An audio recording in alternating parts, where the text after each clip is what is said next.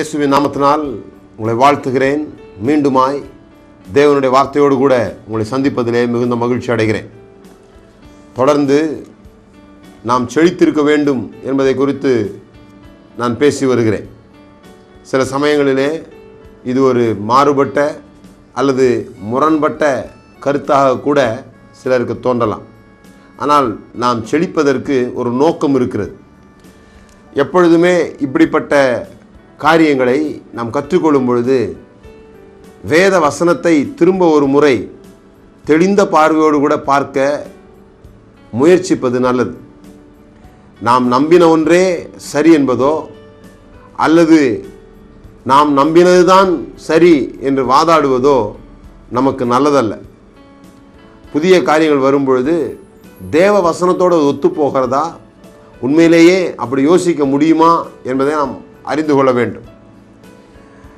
நிறைய நேரத்தில் ஜனங்களுடைய உள்ளத்துக்குள்ளேயே தேவனால் வைக்கப்பட்ட ஒரு எண்ணமே பலவீனரை தாங்குவது தான்.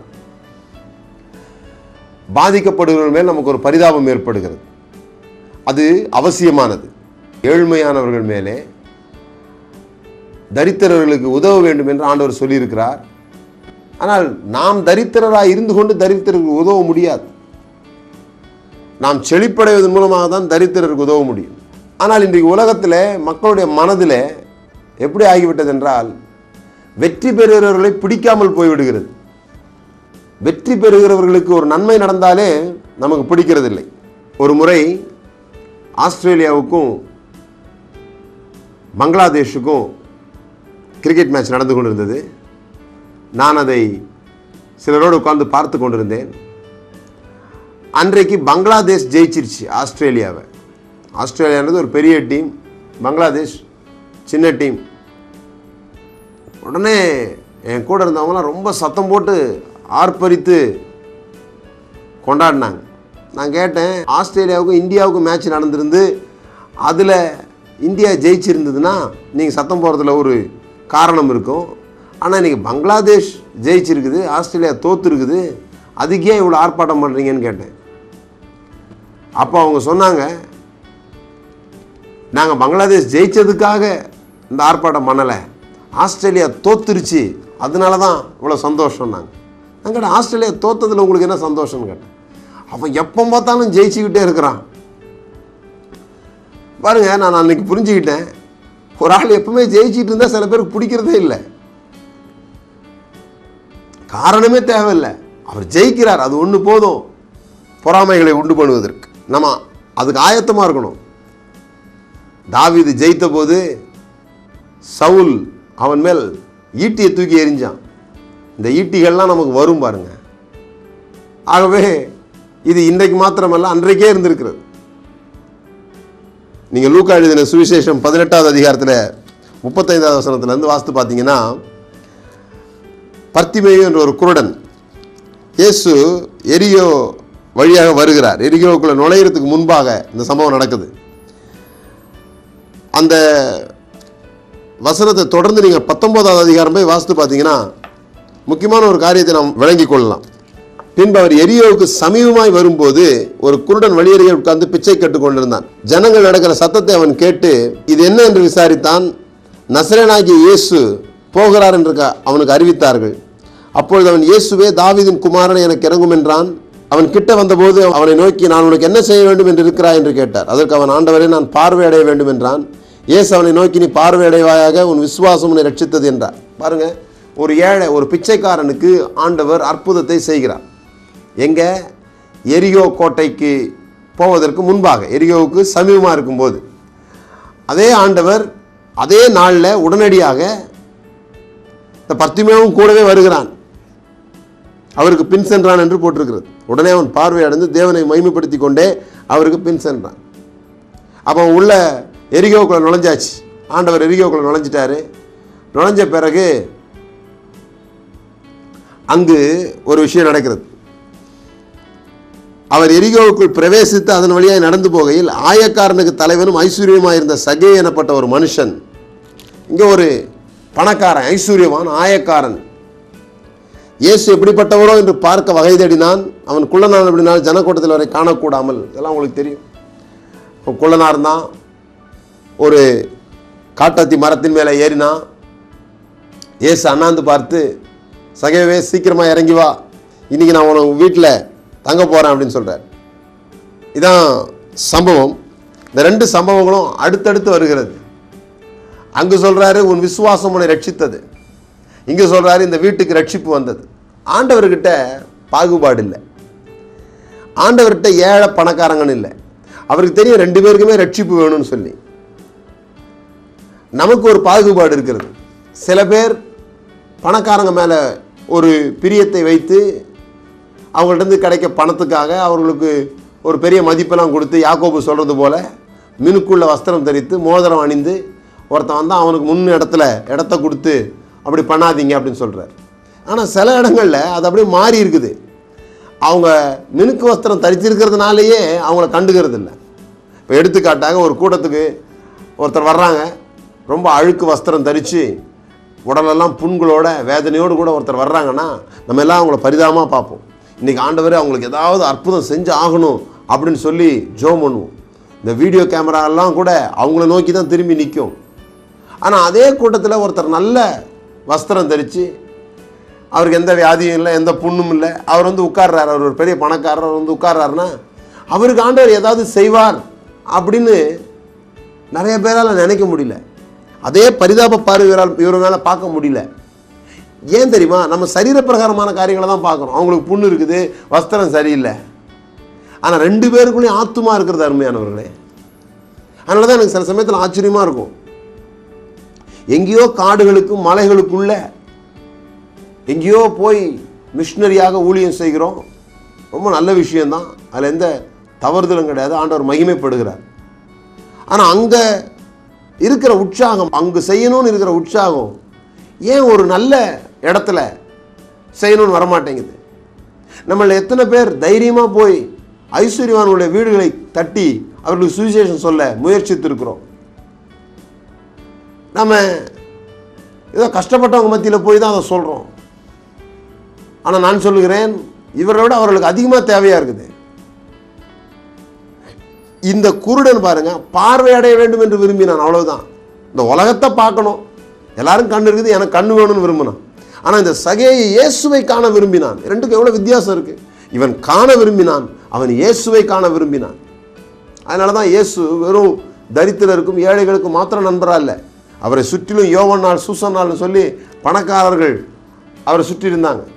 பரிசேயர்கள் அவருக்கு விருந்து கொடுத்தாங்க. அது விருந்து கொடுக்குறதே ஒரு மதிப்பானதாக நினச்சாங்க.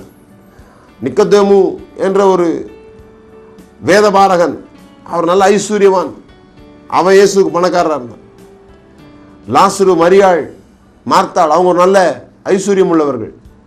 அவரை அடக்கம் பண்ண அந்த கல்லறை கொடுத்த அர்த்திமேனாகிய யோசேப்பு, அவன் ஒரு ஐஸ்வர்யவான். இயேசுக்கு ஐஸ்வர்யவான்களும் நண்பர்கள் இருந்தாங்க, ஏழைகளும் நண்பர்களாக இருந்தாங்க. அவர் பணக்காரங்களுக்கும் ஊழியம் செஞ்சார், ஏழைகளுக்கும் ஊழியம் செஞ்சார். அவர் வெறும் ஏழையின் பங்காளன் மட்டும் இல்லை, பணக்காரர்களுக்கும் பங்காளர்னா. நிறைய பேர் பணக்காரர்கள் ஆகாமல் இருக்கிறதுக்கு காரணமே பணம் வந்துட்டா இயேசு போயிடுவார்னு நினைக்கிறாங்க.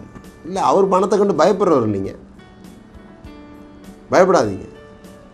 இன்றைக்கி நமக்கு இந்த காரியங்கள் புரியணும் பாருங்கள், நம்முடைய மனதில் ஒரு மாற்றம் ஏற்படணும். அப்போது இயேசு அவனை நோக்கி, இன்றைக்கு இந்த வீட்டுக்கு ரட்சிப்பு வந்தது சொன்னார். இவனும் ஆபிரகாமுக்கு குமாரனாக இருக்கிறானே. அந்த பர்த்திமேய குருடன் இருக்கிறானே, அவனும் ஆபிரகாமுக்கு குமாரனாக இருக்கிறான், இவனும் ஆபிரகாமுக்கு குமாரனாக இருக்கிறானே. என் பார்வையில் இவன்கிட்ட நிறையா இருக்குது, நிறையா இல்லை, இவன் கொஞ்சம் பாவம் செஞ்சான், அவன் கொஞ்சம் பாவம் செய்யலாம், அவன் ரொம்ப கஷ்டப்பட்டான், இவன் ரொம்ப கஷ்டப்படலாம் இல்லை. 2 பேரும் ஆபிரகாமின் குமாரர்கள்ன்றார். இவனும் ஆபிரகாமுடைய குமாரனாக இருக்கிறான். ஜனங்களுடைய ரெஸ்பான்ஸை பாருங்க. குருடனுக்கு நன்மை நடந்தபோது லூக்கா 18:43 உடனே அவன் பார்வை அடைந்து தேவனை மைமைப்படுத்தி கொண்டே அவருக்கு பின் சென்றான். ஜனங்கள் எல்லோரும் அதை கண்டு தேவனை புகழ்ந்தார்கள். இந்த குருடனுக்கு ஒரு நன்மை நடந்த உடனே ஜனங்கள்லாம் ரொம்ப சந்தோஷப்பட்டாங்க. லூக்கா 19:7 சகேயுக்கு ஒரு நன்மை நடக்குது. அவன் சீக்கிரமாக இறங்கி சந்தோஷத்துடன் அவரை அழைத்து கொண்டு போனான். அதை கண்ட யாவரும் இவர் பாவியான மனுஷர்கள் தங்கும்படி போனார் என்று முறுமுறுத்தார்கள். அப்போ குருடனுக்கு ஒரு நன்மை நடந்தால் ஜனங்களுக்கு மகிழ்ச்சி ஏற்படுது. இந்த பணக்காரனுக்கு ஒரு நன்மை நடந்த உடனே ஜனங்களுக்குள்ள முறுமுறுப்பு ஏற்படுது. அது அன்றைக்கும் இருக்குது, இன்றைக்கும் இருக்குது. ஆனால் ஆண்டவர் அப்படி இல்லைன்றதான் உங்களுக்கு சொல்கிறேன் நான். அவருக்கு இந்த மேலோட்டமான காரியங்களை பார்க்க முடியல. அவர் இருதயத்தை பார்க்குறார், அவனோட ரட்சிப்பை பார்க்குறார். உன் விசுவாசம் உன்னை ரட்சித்தது, இந்த வீட்டிற்கு இன்றைக்கு ரட்சிப்பு வந்தது. அவருடைய கவனமெல்லாம் ரட்சிப்பில் தான் இருக்குது. அவருடைய கவனமெல்லாம் அவங்கள மீட்கிறதுல தான் இருக்குது. அது மாத்திரம் இல்லை, என்ன நடக்குது பாருங்க. சகையை உடனே சொல்கிறான், என் ஆஸ்திகளில் பாதை ஏழைகளுக்கு கொடுக்கிறேன். நான் ஒருவரிடத்தில் எதையாவது அநியாயமாக வாங்கினது உண்டானால் நாளத்தனையாக திரும்ப செலுத்துகிறேன் என்றான். இதனால தான் நான் சொல்கிறது, செழிச்சவங்கெல்லாம் ரட்சிக்கப்படணும். செழிச்சவங்களாம் ரட்சிக்கப்பட்டால் ரட்சிக்கப்பட்டவங்களாம் செழிப்பாயிருவாங்க. இந்த பர்த்திமேயுக்கு கூட இவருடைய சொத்துலேருந்து கொஞ்சம் கிடைச்சிருக்கும்னு நினைக்கிறேன் நான். ஏன்னா அவனுக்கு கூட தான் வந்திருக்கிறான். இந்த இயேசு கிறிஸ்துவை சகையை ஏற்றுக்கொண்டதுனால, சகையனுடைய வீட்டுக்குள்ள இயேசு வந்ததுனால சகையை ரட்சிக்கப்பட்டான், மீட்கப்பட்டான். சகையை மீட்கப்பட்டதுனால சகையனுடைய செல்வமும் கூட மீட்கப்பட்டு விட்டது. சொல்ல பாருங்க, இந்த ராஜ்யம் இந்த பூமியில கட்டப்பட மீட்கப்பட்ட செல்வம் மிகவும் அவசியமாக இருக்கிறது. செல்வங்கள் மீட்கப்பட வேண்டும். செல்வம் என்பது தேவனுடைய ஈவு. ஆனால் அது தேவனுடைய வல்லமை மற்றும் அதிகாரத்தின் கீழே கொண்டு வரப்படுவது மிகவும் அவசியமாக இருக்கிறது. பூமியில் தேவனுடைய ராஜ்யத்தை ஸ்தாபிப்பதிலே மீட்கப்பட்ட செல்வத்திற்கு பெரும் பங்கு இருக்கிறது. அதை நாம் அறிந்து கொள்ள வேண்டும், விசுவாசிக்க வேண்டும். நாம் ஏன் செழிக்க வேண்டும் என்பதை குறித்து நான் உங்களோடு பேச விரும்புகிறேன். முதலாவது தேவ சித்தம் என்று சொன்னேன். அதே சமயத்தில் வேதம் மிக தெளிவான சில காரியங்களை நமக்கு சொல்லுகிறது, நாம் ஏன் செழிக்க வேண்டும் என்று. நாம் செழிப்பதற்கு ஒரு நோக்கம் இருக்கிறது. எபேசியர் 4:22 சொல்லப்பட்டிருக்கிறது, திருடுகிறவன் இனி திருடாமல் குறைச்சல் கொடுக்கத்தக்கதாக தனக்கு உண்டாயிருக்கும்படி தன் கைகளினால் நலமான வேலை செய்து பிரயாசப்பட கடவன். ஒரு வரியில் நான் உங்களுக்கு சொல்ல வேண்டுமானால், நாம் செழிப்பது கொடுப்பதற்காக என்று ஞாபகத்தில் வைத்துக் கொள்ளுங்கள். நாம் ஏன் செழிக்க வேண்டும் என்றால் கொடுப்பதற்காக. 2 வழியில் செழிக்க முடியும். ஒன்று உலக வழி, இன்னொன்று வேத வழி. 2 வழியில் செழிப்பு இருக்கிறது. ஒன்று உலக வழி, இன்னொன்று வேத வழி. இந்த உலக வழியில் செழிப்பது எப்படி? வாங்கி விற்று அப்படி செழிக்கிறோம். இன்னொன்று வேத வழி. அது எப்படி? கொடுக்கிறோம், கொடுக்கிறவங்களுக்கு மறுபடியும் கொடுக்கப்படுகிறது. அமிக்கு குலுக்கி சரிந்து விடும்படி கொடுக்கப்படுகிறது. வாங்குவதும் விற்பதும் உலக வழி, கொடுப்பதும் பெறுவதும் வேத வழி என்பதை மறந்து விடாதிருங்கள். இந்த உலக வழியில் சம்பாதிக்கும் போது பிரச்சனை என்னன்னா, மாடு மாதிரி சம்பாதிப்பாங்க. என்கிட்ட சொன்னார், மாடு மாதிரி உழைக்கிறாங்க, வாழ்க்கையில் முன்னேற்றமே இல்லைங்கன்னார். நான் அவருக்கு சொன்னேன், எந்த மாடுங்க முன்னேறி இருக்குது உங்கள் வாழ்க்கை முன்னேறதுக்கு? மாடு மாதிரி உழைக்கிறது நம்ம வேலை கிடையாது. நாம் தேவனுடைய ஆசீர்வாதத்தின் கீழே வாழ அழைக்கப்பட்டிருக்கிறோம், மாடு மாதிரி உழைப்பதற்கு அல்ல. என்ன பண்ணுறோம்? யாரையாவது ஏமாற்றி 4 பேரை பிடுங்கி அழுத்தி மற்றவங்களுக்கு வர வேண்டிய சீட்டை நாம் பிடிச்சி லஞ்சத்தை கொடுத்து முன்னேறி ஆயிரக்கணக்கான விஷயங்களை நாம் செய்து ஒரு இடத்த பிடிக்கிறோம், ஒரு வியாபாரத்தை நிலைநிறுத்துகிறோம், மற்றவங்களை அழித்து இதெல்லாம் செய்து கஷ்டப்பட்டு நம்ம கொஞ்சம் பணத்தை சம்பாதிக்கும் போது அதை எப்படி கொடுக்க முடியும்? நாம் பட்ட கஷ்டம் நமக்கு தானே தெரியும். நாம் இவ்வளோ கஷ்டப்பட்டு ஒரு காரியத்தை பெறும்போது எப்படி கொடுத்துட முடியும்? கொடுக்க முடியாது. அதுதான் உலக வழியில் செழிக்கிறதுல இருக்கிற பிரச்சனை. ஆனால் கர்த்தரை நம்பும்போது, கர்த்தர் தான் நம்ம ஆசீர்வதிக்கப்படுகிறார் என்பதை நம்பும்போது, போகிற வழியில் ஒரு பொருள் கிடச்சின்னு வச்சுக்கோங்களேன், அதை மற்றவங்களுக்கு கொடுக்கறதுக்கு நாம் இது மாதிரி கஷ்டப்பட மாட்டோம். ஏன்னா அதுவே நமக்கு இலவசமாக கிடச்சிது. ஆகவே நாம் என்ன பண்ணுறோம்? சரி, நீங்கள் கொஞ்சம் எடுத்துங்க, நீங்கள் கொஞ்சம் இதை பாருங்கள், எனக்கு கிடச்சிதுங்க, இன்னொருத்தர் எனக்கு தந்தாருங்க. மற்றவங்க நம்ம கொடுக்குற பரிசுகளை எப்படி காட்ட விரும்புகிறோமோ அப்படி காட்டுவோம். தேவனிடத்திலிருந்து நாம் செழிக்கும் பொழுது இதுதான் நடைபெறுகிறது. நம்ம உள்ளத்தில் கொடுப்பதற்கான ஆர்வம் உண்டாகிறது. ஏன் கொடுக்க முடியலன்னா, அது அவ்வளோ கஷ்டப்பட்டு நம்ம சம்பாதிச்சு தான் நினைக்கிறோம். அவ்வளோ கஷ்டப்பட்டு ஒரு காரியம் கைக்கு வரும்போது இது எப்படி கொடுக்க முடியும்? இதை வச்சு அழகு பார்க்க தான் தோணுமே தவிர, நமக்காகவே வைத்துக்கொள்ள தோணுமே தவிர, அதை கொடுப்பதற்கு நமக்கு வராது. ஆண்டவர் இந்த செழிப்பை குறித்து பேச சொன்னதுக்கு காரணமே இந்த பணத்தை குறித்து இருக்கிற பயத்தை விரட்டுவதற்காக. தேவன் தான் என்னை செழிப்பை குறித்து பேச சொன்னார் என்று என்னால் தீர்மானமாக தைரியமாக சொல்ல முடியும். அதற்கான ஒரு அபிஷேகத்தின் மேல் தேவன் வைத்திருக்கிறார் என்று என்னால் சொல்ல முடியும். ஏன்னா ஜனங்க இன்னைக்கு பயப்படுறது ஒரு காரியத்துக்கு தான், பணம் தங்களை விட்டு போயிடுமோன்னு தான் பயப்படுறாங்க. அவங்க செழிக்கிற சிந்தைக்கு வரமாட்டேன்றாங்க. பணக்காரங்களாக ஆகிறாங்க சில பேர். பணக்காரங்களாகிறத பற்றி நான் இங்கே அதிக முக்கியத்துவம் கொடுக்கல, செழிப்படைகிறத பற்றி பேசிகிட்டு இருக்கிறேன். நான் செழிப்படைகிறதுனா எல்லா விதங்களிலையும் செழிப்படைகிறது, மன ரீதியாக செழிப்படைவது, அதில் இன்க்ளூடிங் பணமும் கூட. பணத்திலே நம்ம நல்லா இருப்போம், ஆனால் வெறும் பணம் இருந்து ஒன்றும் செய்ய முடியாது இல்லையா? மனம் ரீதியாக நாம் செழித்திருக்க வேண்டும். முதல்ல நமக்கு ஏன் பணம் வேணும், நம்ம ஏன் செழிக்கணும்னு சொல்கிறேன்னு சொன்னால், நம்முடைய அடிப்படை தேவைகள் சந்திக்கப்பட. சில சமயங்களை நம்ம பார்க்குறோம், இந்த செழிப்பு என்பது குவித்து வைப்பதற்காக அல்ல. உரங்கள் கூட குவித்து வச்சா நாத்தம் அடிக்கும். இந்த சாணம் இருக்குது பாருங்கள், ஒரு இடத்துல குவிச்சு வச்சா நாத்தம் அடிக்கும். அதே பரப்பி வச்சா அதுவே எருவாகி நல்ல வயலுக்கு உரமாக மாறுகிறது, நாத்தம் அடிக்காது. பரப்பி வைக்கும்போது, இந்த குவிச்சு வைக்கும்போது தான் பிரச்சனையாயிடுது. நம்முடைய தேவைகள் சந்திக்கப்பட வேண்டும் என்று கூட சில பேர் நினைக்க மாட்டேன். தங்களுக்கே கூட நல்ல உணவு உடையும் கொடுக்க மாட்டேன்றாங்க.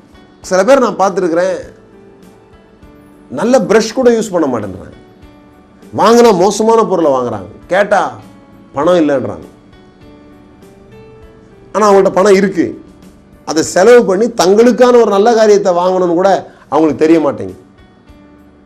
அவங்க எப்படி மற்றவர்களுக்கு என்ன செய்ய போகிறாங்க? தங்களுக்கே கூட செஞ்சு கொள்ளாதவங்க மற்றவங்களுக்கு என்ன செஞ்சு கொள்ள போகிறாங்க? உங்களுக்கே உங்களால் கொடுக்க முடியல, உங்களுக்கு நல்லது செஞ்சுக்க முடியலன்னு சொன்னால், உங்களுடைய ஆழ் மனதில் இருக்கிற அபிப்பிராயங்கள் என்ன என்பதை சிந்திப்பது நல்லது. நீங்கள் சாக்கு போக்குகளை சொல்லி உங்களை நீங்கள் சமாளிச்சுக்கலாம். இது அந்த தேவை இருக்குது, இந்த தேவை இருக்குது, அதனால் சேமிக்கிறேன்னு. அதற்குள்ளாக நான் வர விரும்பலை. ஆனால் உங்களை தெரியும், கஞ்சத்தனமாக இருக்கிறது வேற, சேமித்து வைக்கிறது வேற. நீங்கள் சேமித்து வைங்க, ஆனால் கஞ்சத்தனம் உடையவர்களாக இருக்காதீங்க. வாரி இறைத்து விருத்தியாவோரும் உண்டு, பிசினித்தனம் பண்ணி வறுமையுடையவரும் உண்டு. எதையுமே அனுபவிக்காம, நான் ஒரு நாள் அனுபவிக்கிறதுக்காக தான் இவெல்லாம் சேர்த்து வைக்கிறேன்னு சொல்லி அனுபவிக்காமலேயே மரித்து போவீர்னு சொன்னால், இந்த பூமியில் நன்மை செய்கிறதும் மகிழ்ச்சியாக இருப்பதையும் அல்லாமல் வேற ஒரு நன்மையை நான் பார்க்கல மனுஷங்கிட்டன்னு சொல்கிறேன். நீ சம்பாதிக்கிறதெல்லாம் ஆடம்பரமாக செலவு செஞ்சு ஒன்றுமில்லாமல் போயிடுங்கன்னு நான் சொல்லலை. ஆனால் அதே நேரம் எதையுமே அனுபவிக்காமல் ஏதோ ஒரு பஞ்சத்தில் அடிபட்டவங்க போலவே கடைசி வரைக்கும் வாழ்ந்து முடிச்சு போயிடணும்னு நினைக்காதீங்க. நல்ல சாப்பாடு, நல்ல ட்ரெஸ் பண்ணுறது, வீடுகளுக்கு நல்ல பொருளை வாங்கி வைக்கிறது, இதெல்லாம் தவறு கிடையாது. பாருங்கள், அடிப்படையான நல்ல விஷயங்கள், நல்ல உணவு, நல்ல உடை இல்லையா? உண்ணவும் உடுக்கவும் உண்டாயிருந்தால் அது போதும் என்று எண்ணுங்கள்னு சொல்லப்பட்டிருக்கு. அதுக்கு கூட கஞ்சத்தனம் பண்ணக்கூடாது, அது கூட இல்லாமல் நடந்து கொள்ளக்கூடாது.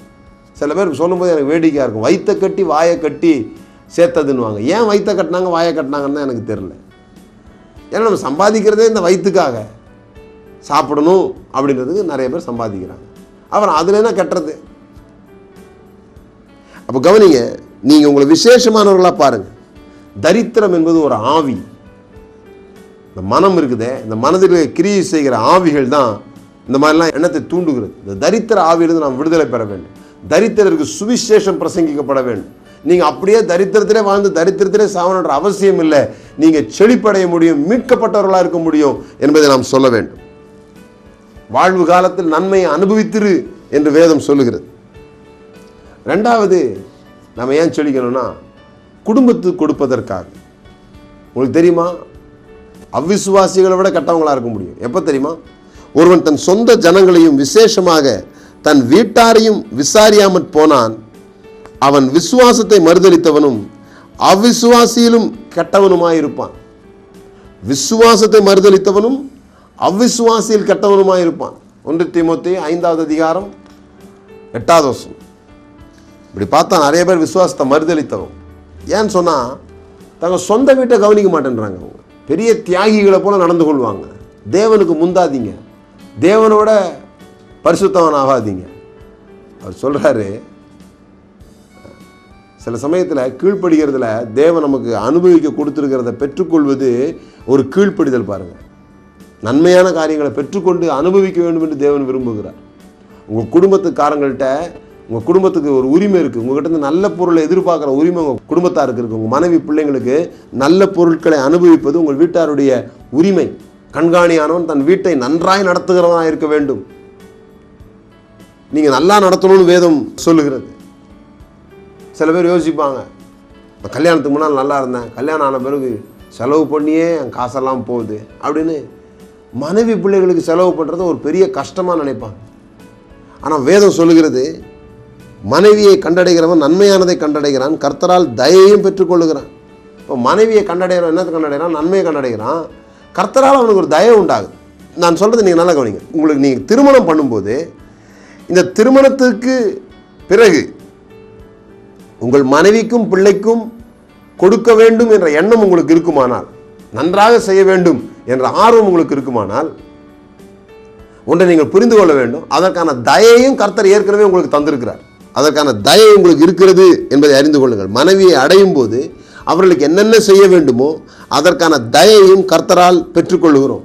அதனால உங்கள் வீட்டில் உள்ளவங்க கேட்குறத கொடுக்கறதுக்கு பயப்படாதீங்க, அங்கே கஞ்சத்தனம் பண்ணாதீங்க. ஆண்டவர் இந்த சபையை போஷித்து காப்பாற்றுகிறது போல ஒவ்வொருவரும் தன் குடும்பத்தை போஷித்து காப்பாற்ற வேண்டும் என்று வேதம் சொல்லுகிறது. உங்கள் குடும்பத்தை ஆசீர்வதிக்கிற அதிகாரம் உங்களிடத்தில் இருக்கிறது. உங்கள் குடும்பத்தாருக்கு நல்ல பொருட்களை வாங்கி கொடுக்கிற தயை, கிருபையை தேவன் உங்களுக்கு தந்திருக்கிறார் என்பதை விசுவாசியுங்கள். விசேஷமாக கணவன்மார், நீங்கள் உங்கள் சம்பாத்தியத்தை நம்பாதீங்க. உங்கள் சம்பாத்தியத்தை வச்சு உங்கள் வீட்டுக்கு நிறைய பொருள், நல்ல பொருள் வாங்கி கொடுக்க முடியாது. உங்கள் மனைவி கேட்குறத வாங்கி கொடுக்க முடியாது. உங்கள் பிள்ளை கேட்குறத வாங்கி கொடுக்க முடியாது. ஆனால் மனைவியை கண்டடைகிறான், நன்மையானதை கண்டடைகிறான், கர்த்தரால் தயையும் பெற்றுக்கொள்கிறான். அவனுக்கு ஒரு தயையை கொடுத்துருக்கிறார். அந்த தயையை நம்புங்க, அந்த கிருபையை நம்புங்க. என் குடும்பத்தை நல்லா நடத்த முடியும்னு முதல்ல நம்புங்க. என் குடும்பத்துக்கு நல்லா வாங்கி கொடுக்க முடியும் நம்புங்க. உடனே கணக்கு பார்த்து நீ கேட்குறதெல்லாம் எப்படி செய்ய முடியும், செஞ்சால் கடனில் தான் அவன் அப்படி சொல்லாதீங்க. கர்த்தர்கிட்ட கேளுங்க. கர்த்தர் உங்களுக்கு கொடுக்க ஆயத்தமாக இருக்கிறார். இதற்காக உங்களை செழிக்க பண்ணுகிறார் என்று நான் உங்களுக்கு சொல்லுகிறேன். தொடர்ந்து சில காரியங்களை நாட்களை பார்க்க போகிறோம். நாளிலே ஒரு தீர்மானத்துக்கு வாருங்கள். நீங்கள் செழிக்க வேண்டும். ஏனென்றால் அதற்கு நோக்கம் இருக்கிறது, கொடுப்பதற்காக. முதலாவது உங்களுக்கு கொடுங்கள், இரண்டாவது உங்கள் குடும்பங்களுக்கு கொடுப்பதற்கு ஆயத்தமாயிருங்கள். கர்த்தரை ஆசீர்வதித்திருக்கிறார். நாம் ஜெபிக்கலாம். கர்த்தாவே, இந்த நாளிலே எங்கள் கண்களை திறக்கிறதற்காக ஸ்தோத்திரம்.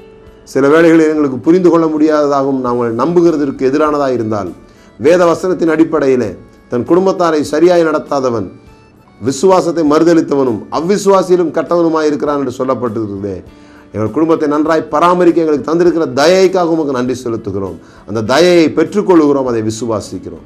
இயேசுவின் நாமத்தினால் பிதாவே, ஆமென்.